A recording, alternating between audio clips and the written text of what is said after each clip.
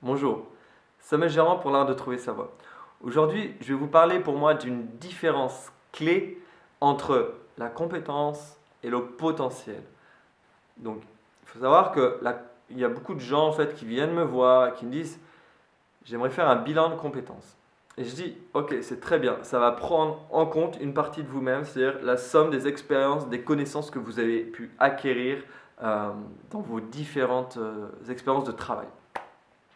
Ok, super. Mais est-ce que ça vous met en joie ces connaissances-là, ces compétences-là? Est-ce que de les mettre en mouvement, de vous en servir dans votre quotidien, est-ce que ça vous met en joie en fait? Et c'est là la vraie question quoi, qu'il faut se poser. Est-ce que ma compétence que j'ai là, elle me met en joie ou bien est-ce que elle me fait déprimer? Et ça, c'est vraiment la question qu'il faut se poser en toute honnêteté quoi. Et c'est pas forcément facile. Donc c'est pour ça que moi j'invite les gens plutôt à se poser la question de faire un bilan de potentiel. Et c'est ce que je fais et ce que je propose aujourd'hui. Parce que le potentiel, la potence, en latin, ça signifie la puissance. Donc on pourrait appeler ça l'énergie de vie un peu, la force fondamentale qui nous habite en fait, qui nous donne de l'élan. Le potentiel, c'est vraiment quelque chose qui est basé sur, bah ouais, j'ai la force, j'ai l'élan là de contribuer à partir de quelque chose qui est joyeux en moi, à partir d'un mouvement qui est, waouh, qui est juste, qui est trop bon quoi,